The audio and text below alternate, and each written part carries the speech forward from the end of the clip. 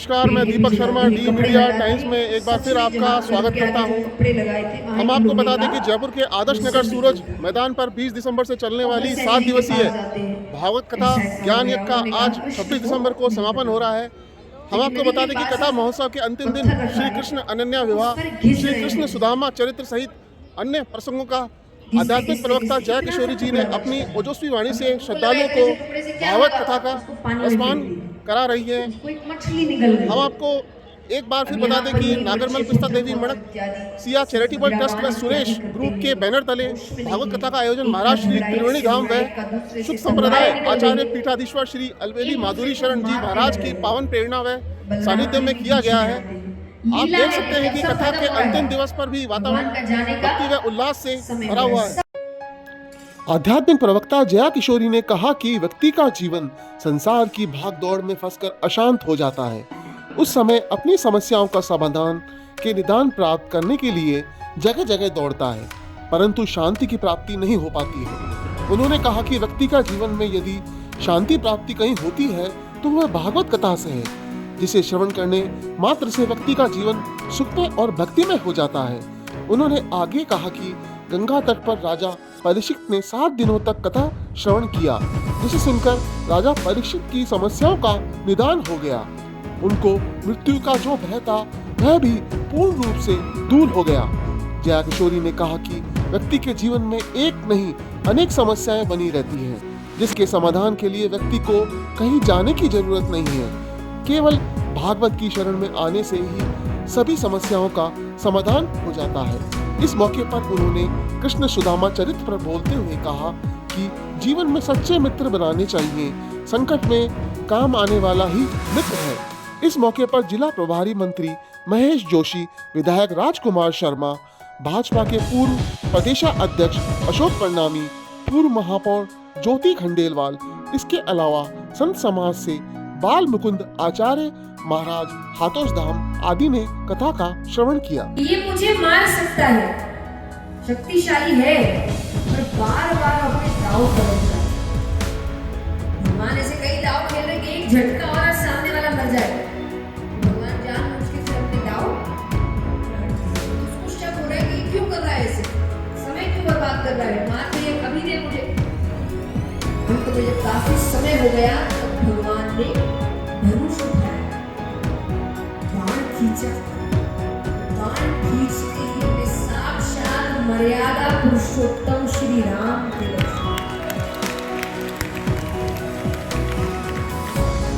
एक प्रसंग आता है कि बाणासुर नामक एक दैत्य थे। ये महादेव जी के बहुत बड़े भक्त थे। अब क्योंकि दैत्य है तो स्तुति श्लोक इत्यादि तो नहीं आते, तो ये केवल श्रृंगार करते। महादेव जी का श्रृंगार भी 10 से 12 घंटे दिन के। तो कुछ संत सामने से गुजर रहे थे, उन्होंने देखा तो उन्होंने कहा कि तुम्हारी भक्ति तो बड़ी अच्छी लगी, लेकिन तुम कोई श्लोक नहीं कहते, कोई स्तुति, कोई भजन तक नहीं गाते। वो कहे मैं दैत्य हूँ, मुझे कहाँ ये सब आता है। उन्होंने उनको सिखाया, तो उसका जाप करते हैं। जाप सुन के महादेव जी प्रसन्न होते हैं, दर्शन देने आते हैं। महादेव जी ने कहा क्या चाहिए वरदान में। अब एक दो स्तुति सीख लेने से कोई ज्ञानी तो बन नहीं जाता। तो भक्त भोले, भगवान उनसे ज्यादा भोले। तो भक्त ने क्या मांगा, वो कहे आपका श्रृंगार करने में बड़ा समय लग जाता है, तो मुझे 1000 हाथ दीजिए। वहां पर भगवान को समझाने की बजाय भगवान ने कह दिया तथास्तु। 1000 हाथ का करे क्या, जो काम 10 से 12 घंटे में होते थे उसको करने में आधा घंटा भी पूरा नहीं लगता। पूरे दिन वो क्या करे, वो हाथ उसको भारी लगने लगे, तो वो उनको बड़े बड़े पहाड़ों पर पत्थरों पर जोर जोर से मार ले लगा। रोते रोते फिर भगवान को पुकारता है। महादेव जी फिर आए, अब क्या चाहिए। बोले चाहिए नहीं, जो दिया वो वापस ले जाओ। महादेव जी कहते हैं दिए हुए वरदान वापस नहीं होते। बोले मुझे तकलीफ हो रही है। तब उन्होंने कहा चिंता मत करो, कुछ समय में ही श्री कृष्ण के साथ तुम्हारा युद्ध होगा, वो तुम्हें 1000 हाथों से मुक्त करेंगे। भगवान का भक्त भगवान की शक्ति जानता है, तो वो डर गया। तो उसने कहा आए हैं तो कुछ तो देकर जाइए। बोले क्या चाहिए? बोले मुझे वचन दीजिए कि जब श्री कृष्ण के साथ मेरा युद्ध होगा, आप मेरी तरफ से युद्ध करेंगे। तब उन्होंने कहा ठीक है, मैं तुम्हारी तरफ से युद्ध करूंगा। अब लीला अपने आप होती है। भगवान के पुत्र पौत्र इत्यादि हुए, तो भगवान के पौत्र हुआ जिसका नाम था अनिरुद्ध, और यहाँ पर बाणासुर की पुत्री थी उषा।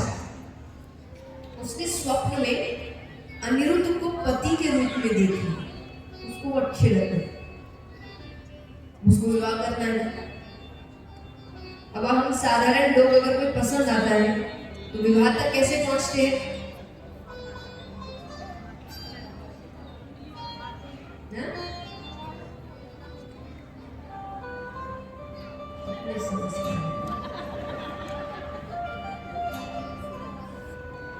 तो पहले एक दूसरे से बात करते हैं, अगर पसंद आया तो माँ बाप के पास जाते हैं, माँ बाप रिश्ता लेकर जाते हैं, यानी एक तरीका है शादी तक पहुंचने का। पर ये साधारण लोग करते हैं। वो किसकी बेटी है? दैत्य की बेटी है, थोड़ी हरकतें तो आएंगी। उसने रात्रि में सपना देखा और रातों रात उनका अपहरण करके ले गया। भगवान के पौत्र को उठाकर ले आए। भगवान को पता चलता है तो भगवान ने कहा हमको रिश्ता मंजूर है, भेज दो। बाणासुर को तो हाथों से मुक्त होना है, वो कहता है आइए युद्ध करिए और ले जाइए। तो भगवान आते हैं, युद्ध आरंभ होता है। भगवान ने पहला तीर चलाया, 1000 हाथों से मुक्त किया पहले ही तीर से। दूसरा तीर चलाने ही वाले हैं कि बीच में महादेव जी आ जाते हैं। महादेव जी ने का काम हो गया, तुम हाथों से मुक्त, अब तुम बेटी दो और आप बहू ले जाइए। मैं भगवान के विरुद्ध युद्ध नहीं करूंगा। और ऐसे फिर कोई युद्ध थोड़ी करना था, उनको अपने हाथों से मुक्त होना था। तो भगवान अपने पौत्र और पौत्र वधू के साथ जाते। तो भगवान के पौत्र का विवाह एक दैत्य की कन्या से हुआ था। तो ऐसे उनका परिवार आगे बढ़ रहा है। अब यहाँ पर जरासंध का प्रसंग आता है। जरासंध कौन है? कंस के ससुर। वो भगवान को बहुत परेशान कर रहे थे, बार बार आक्रमण, बार बार आक्रमण। भगवान को लगा इसका कुछ करना पड़ेगा, क्योंकि वो पापी था और उसके पाप का घड़ा नहीं भरा, क्योंकि वो दानी था, दान बहुत करता था। दान करने से आपके पाप कटते हैं। इसका मतलब आप कोई आइडिया ना लगा लें, ये तो अच्छा तरीका है, पाप करो दान करो, पाप करो दान करो। नहीं, हो सकता है दान की वजह से आपको दंड थोड़ी देर से मिलेगा, पर मिलेगा। और देर से मिलने से ना ज्यादा जोरदार दंड मिलता है। कहते ना कि माँ बाप छोटी छोटी बातों पे डांट दे, सही है। वो बहुत सारी गलतियों में जब एक साथ डांट पड़ती है वो ज्यादा भयंकर होती है। तो इसीलिए हो सकता है कि जब वो पाप करे तुरंत सजा मिल जाए, ठीक है, लेकिन जब वो देर होती है ना तो सजा ज्यादा बड़ी होती है। तो जरासंध के साथ भी यही हुआ। तो भगवान कहते हैं कि अब इसका अंत जिस चीज से ये बच रहा है उससे ही करते हैं। तो भगवान को उसके साथ मल्ल युद्ध करना था, एक एक दोनों, सेना नहीं आएगी बीच में, क्योंकि भगवान समझ रहे थे कि सेना के साथ साथ ना वो जीत रहा है ना मैं जीत रहा हूं, और नुकसान सेना का होगा, प्रजा का होगा। अब वो माने ना माने किसी को पता नहीं। अगर नहीं माना तो कि नहीं मैं नहीं करता मल्ल युद्ध, मुझे तो सेना करना है। तो भगवान ने क्या किया? भगवान ने दान का ही सहारा लिया। वो ब्राह्मणों को दान करता था। सुबह उठते ही, स्नान करते ही पहला काम, और दान भी कैसा? जो मांग लो, उस वक्त वो कुछ मना ही नहीं करते। तो भगवान पांडवों के साथ ब्राह्मणों के रूप में जाते पहुंचते हैं। अब पहले तो अपने मन के हिसाब से चीज देता, अगर कोई मना कर दे कि नहीं नहीं मुझे ये चाहिए तो फिर वो देते। तो भगवान ने कहा ये सब नहीं चाहिए। तो बोले बताइए क्या चाहिए? बोले वचन चाहिए। कैसा वचन? बोले जो मांगेंगे वही दोगे, मना पीछे नहीं हटोगे। उसने कहा मैं पीछे हटता भी नहीं, जो मांगना है ना। बोले नहीं वचन चाहिए, पहले वचन चाहिए। तो वचन दे देता है कि ठीक है जो मांगोगे मैं वो दूंगा, लेकिन फिर भी वो अपनी तारीफ कर रहा है, अपनी प्रशंसा कर रहा है कि तुम वचन फालतू ही मांग रहे हो मुझसे। अरे तुम ज्यादा से ज्यादा मुझसे क्या मांग लोगे? मेरा राज्य। एक राजा के पास सबसे ज्यादा क्या होता है? राज्य से ऊपर थोड़ी कुछ है, उसके राज्य के अंदर ही सब कुछ आता है। खजाना भी राज्य के अंदर आता है, अलग अलग राज्य भी, सब कुछ उसके राज्य के अंदर आता है। तो उसने कहा ज्यादा से ज्यादा क्या मांग लोगे? मेरा राज्य मैं दे दूंगा। तो आपको लग रहा होगा कितना तो अच्छा है। वो कहता है कि ज्यादा से ज्यादा क्या मांग लोगे? मेरा राज्य मैं दे दूंगा, क्योंकि मुझे मेरी शक्ति पर इतना भरोसा है कि सुबह तुमको राज्य देकर शाम को युद्ध करके वापस ले लो। दान वो सिर्फ सुबह करता था। अब वो अपनी तारीफ कर रहा है जबरदस्ती के मैं सब ये वो। भगवान के साथ अर्जुन भी आए। अर्जुन अगर सामने खड़े हैं और उनके सामने कोई भगवान की जगह किसी और की तारीफ कर रहा है, उससे सहन नहीं है। अर्जुन ने क्रोध में आकर कहा जितना कहा जाए उतना ही करो। जो कहा गलत नहीं कहा, पर ये जो हाथ दिखाया उसमें गलती कर। भगवान ने 4 वर्ण बनाए कर्म अनुसार। कौन कौन से? ब्राह्मण, क्षत्रिय, वैश्य, शूद्र। इनको कुछ कुछ काम सौंपे गए। ब्राह्मणों का काम क्या था? पूजा पाठ में शिक्षा देना, इसीलिए उनका स्थान सबसे ऊपर है कि गुरु सबसे ऊपर होते हैं। तो पहले जो गुरुकुल होते थे उसमें ब्राह्मण पढ़ाते थे, वो शिक्षक थे। तो उनका असल में काम है शिक्षा देना, शिक्षित करना। ये ध्यान रखना इस पूरे राज्य में सबको शिक्षा मिले, तो ये ब्राह्मणों का काम था। और एक बात और, यहाँ पर काम सबका पूरे समाज के लिए है, सिर्फ अपने लिए नहीं है, याद रखना। धीरे धीरे जब चीजें बदलने लगी ना, अपना अपना अपना होने लगा, तब ये पूरी व्यवस्था खराब हो गई। पहले अपना नहीं था, उनका ये काम था ध्यान रखना कि पूरे समाज में ये चीज अच्छे से होनी चाहिए। तो ब्राह्मणों का काम था शिक्षा, कि शिक्षा हर जगह होनी चाहिए, सब शिक्षित होने चाहिए। दूसरे कौन है? क्षत्रिय। इनका काम था रक्षा करना, युद्ध करना, लड़ाई करना, राजा बनना। तो ये क्या इक्के दुक्के कर की रक्षा करते थे? देश की करेंगे, पूरे राज्य की रक्षा करते थे। ये सबकी रक्षा करना उनका काम है। वैश्य का काम क्या था? व्यापार करना, कि धन का संचार हर जगह अच्छे से होना चाहिए, धन की कमी नहीं होनी चाहिए लोगों के पास।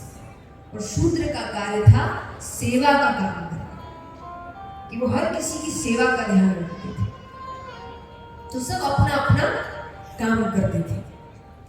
तो पहले ये व्यवस्था ऐसी थी कि सबको कार्य सौंपे गए हैं तो वो वही कार्य करेगा। तो क्षत्रिय का कार्य केवल क्षत्रिय करेगा। तो क्षत्रिय बाण चलाते हैं, तो जब वो सीखते थे प्रत्यंचा चढ़ानी पड़ती है, उसकी वजह से हर क्षत्रिय के अंगूठे पर एक निशान होता है, और ये केवल क्षत्रिय के हाथ में होता है। तो अर्जुन ने जब बात करते करते हाथ दिखाया, तो जरासंध की नजर उसके अंगूठे पर पड़ी। जरासंध को क्षत्रिय है, तो वो कहता है तुम ब्राह्मण नहीं हो, तुम तो क्षत्रिय हो, ये निशान केवल एक क्षत्रिय के हाथ में हो सकता है। अब ये शक जताते उसकी सेना आ गई कि मान लो कोई व्यक्ति आया है मारने के लिए, पूरी सेना खड़ी हो गई। वो कहे सामने आ जाओ वरना मुझसे बुरा कोई नहीं होगा। भगवान अर्जुन से कहते अच्छा खासा काम चल रहा था, सब अपने अपने असली रूप में आते हैं। जरासंध ने कहा कृष्ण क्या चाहिए तुम्हें? भगवान कहते मल युद्ध करना, सिर्फ मैं इस सेना बार बार लाना बंद कर, ना तुम जीत रहे ना मैं जीत रहा, ना तुम हार रहे ना मैं हार रहा, सेना बर्बाद होगी। जरासंध कहता है तो ये बात सीधे सीधे आकर कह देते तो मैं मना कर देता क्या?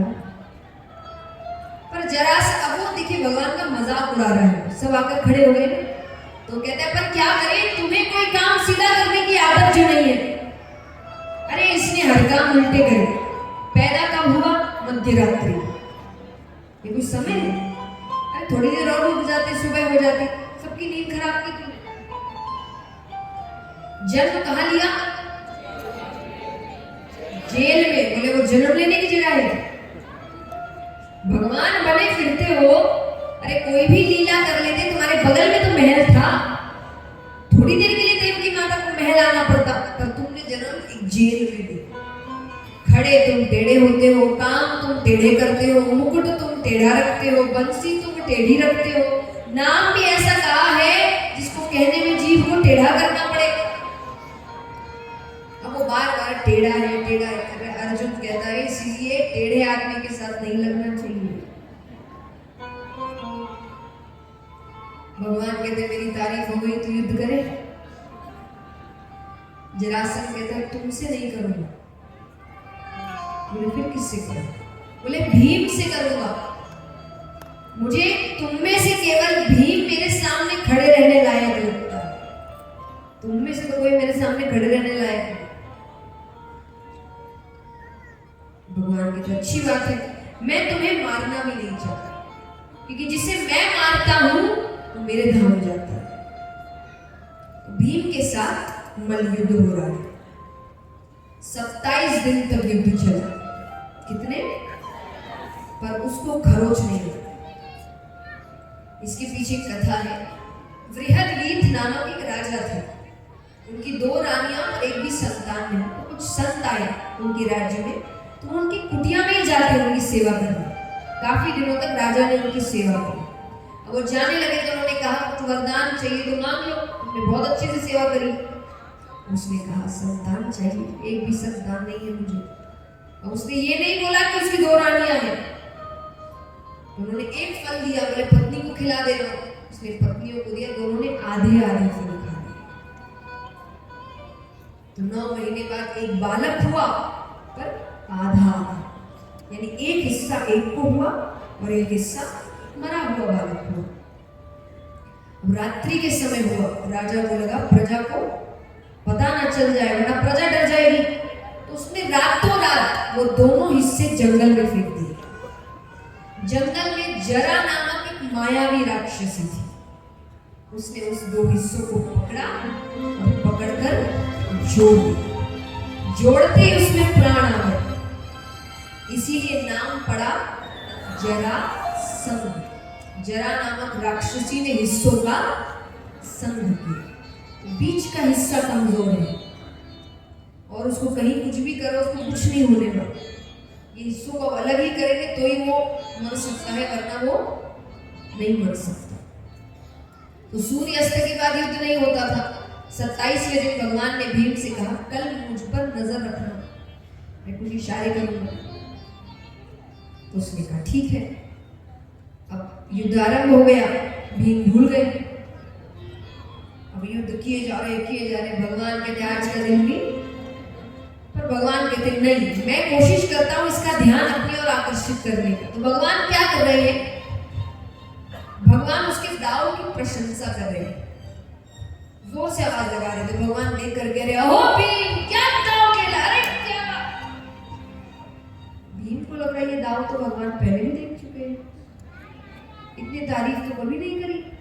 फिर उसको याद आता है कि अपनी ओर देखने को कहा था, तो उसने भगवान की ओर देखा। भगवान ने एक छोटी सी टहनी उठाई, उसको बीच से पकड़कर चीर दिया। वो तुरंत मुंह घुमाता है, पैरों को पकड़ता है, दोनों पैरों को पकड़कर चीर देता है।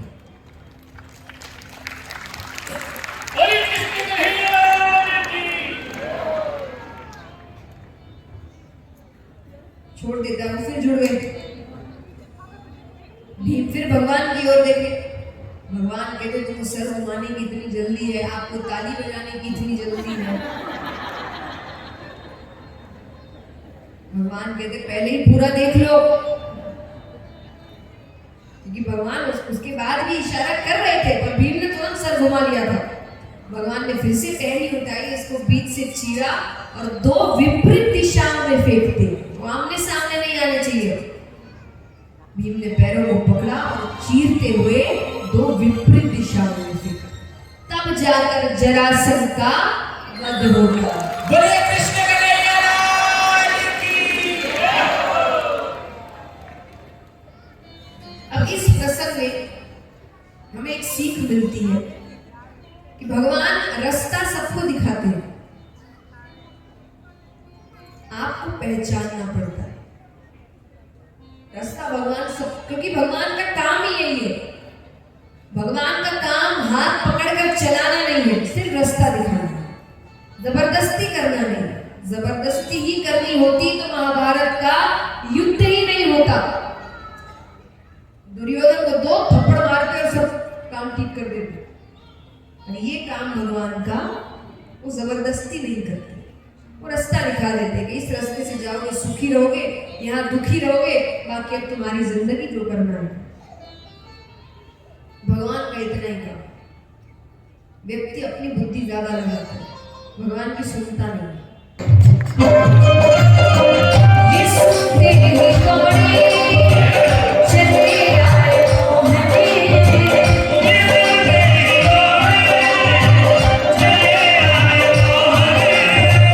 लगाया गले से सुदामा को मन हो। लगाया गले से सुदामा को मन हो। लगाया गले से सुदामा को मन हो। लगाया गले से सुदामा को मन हो। हुआ रुक्मणी को बहुत ही अचंभा। हुआ रुक्मणी को बहुत ही अचंभा। मेहमान कैसा अजूबा बना है। मेहमान कैसा अजूबा बना है।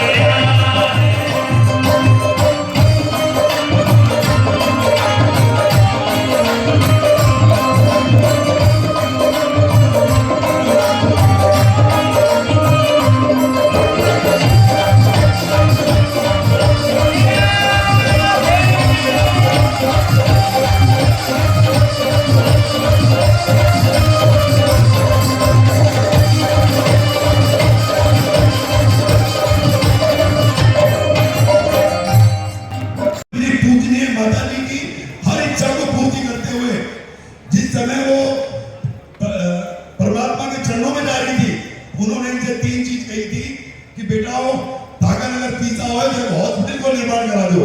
उसका कारण था कि जब ये छोटे थे, माता जी इनको सैटेलाइट हॉस्पिटल में लेके जाती थी। उस समय प्राइवेट हॉस्पिटल नहीं थे, वहाँ इनका इलाज कराती थी, वहाँ सुविधाओं की कमी थी।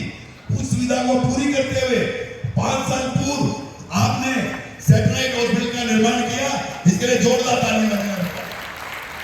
उस हॉस्पिटल में इस परिवार द्वारा एक इमरजेंसी का निर्माण कराया गया, एक एसएनसीयू का निर्माण कराया गया, एक सीसीयू का निर्माण कराया गया, ऑपरेशन वार्ड बनाया, प्रिटेक्टिव वार्ड बनाया, मेल वार्ड बनाया, फीमेल वार्ड बनाया। और इस इमरजेंसी से कम 2 से लेकर जयपुर तक और इधर आशापुरा से लेकर जयपुर तक एसएमएस का लोड कम किया।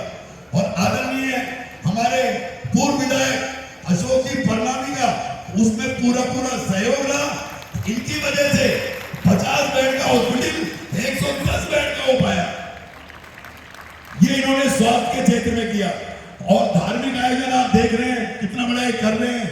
और एक और इन्होंने, ये मलावड़ा गांव से आता है परिवार, वहां मनसा माता के यहाँ विशाल मंदिर का निर्माण इस परिवार के द्वारा कराया जा रहा है।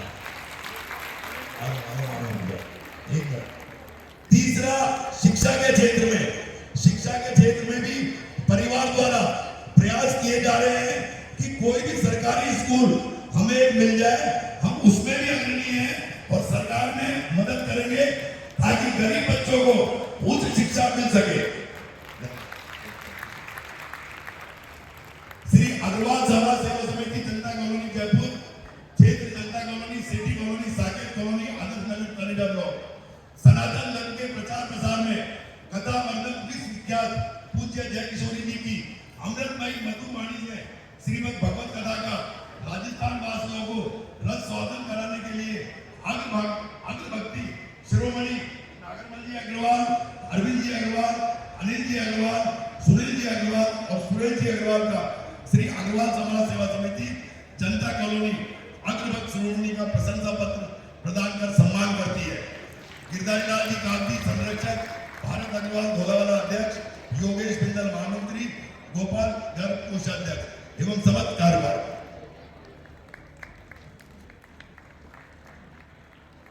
देखिए